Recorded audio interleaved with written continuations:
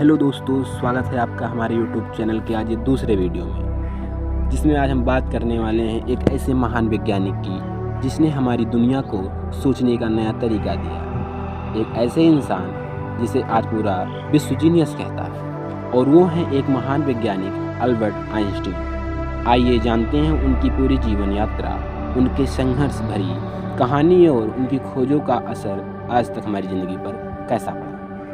उनके बचपन के बारे में कुछ बातें करेंगे। अल्बर्ट आइंस्टीन का जन्म 14 मार्च 1879 को जर्मनी के उल्म नामक शहर में हुआ।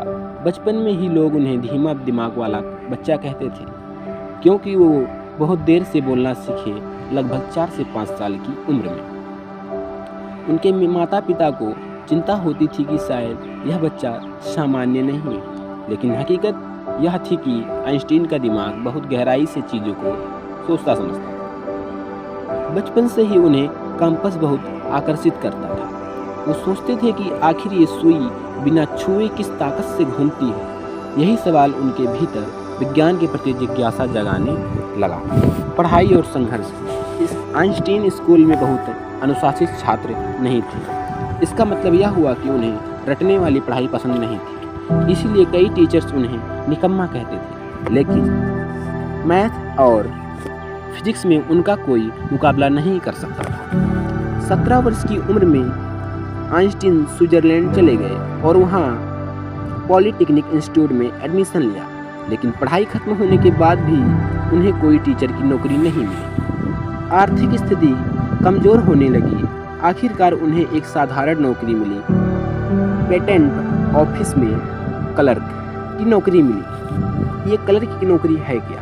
इसका मतलब है ये दूसरों के आविष्कारों की फाइल चेक करने का काम करते थे। लेकिन इसी नौकरी के दौरान आइंस्टीन अपनी खाली समय में सोचते और लिखते रहते थे। महान खोज के बारे में इनकी बात करें। अल्बर्ट आइंस्टीन साल 1905 को आइंस्टीन का चमत्कारी साल कहा जाता है। ऐसा क्यों कहा जाता है? क्योंकि उसी साल उन्होंने लगातार 4 बड़े रिसर्च पेपर प्रकाशित किए। पहला है फोटो इलेक्ट्रिक इफेक्ट, जिससे यह साबित हुआ कि रोशनी भी छोटे छोटे कणों से मिलकर बनी होती है। बाद में अल्बर्ट आइंस्टीन को इसके लिए नोबेल प्राइज मिला। फिर उनके दूसरे आविष्कार में आया ब्राउनिया मोशन, जिससे परमाणुओं का अस्तित्व और पक्का हुआ। तीसरे आविष्कार में आया स्पेशल थ्योरी ऑफ रिलेटिविटी। ये स्पेशल थ्योरी ऑफ रिलेटिविटी है क्या? ये हमको बताता है स्पेशल थ्योरी ऑफ रिलेटिविटी कि जिसमें उन्होंने बताया कि समय और स्थान यानी टाइम और स्पेस एक दूसरे से जुड़े। द्रव्यमान और ऊर्जा का संबंध क्या है? ये चौथा एप्लीकेशन है किसका? Albert Einstein. द्रव्यमान और ऊर्जा का संबंध में एक बहुत फेमस फार्मूला है E=mc²।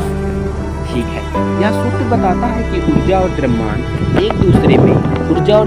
एक दूसरे में बदल सकते हैं, यानी ऊर्जा द्रव्यमान में रूपांतरित हो सकता है और द्रव्यमान ऊर्जा में रूपांतरित हो सकता है।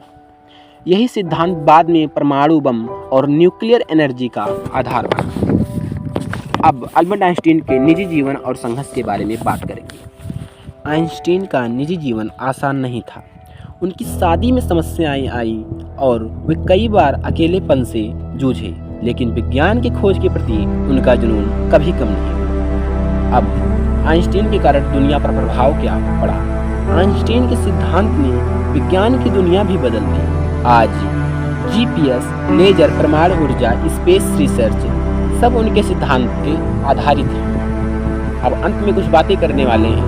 18 अप्रैल 1955 को USA में उनका निधन हो गया अल्बर्ट आइंस्टीन, लेकिन उनके विचार आज भी जिंदा हैं लोगों के दिलों में, शिक्षकों के दिलों में और स्टूडेंट के दिलों में जो साइंस में रुचि रखते हैं।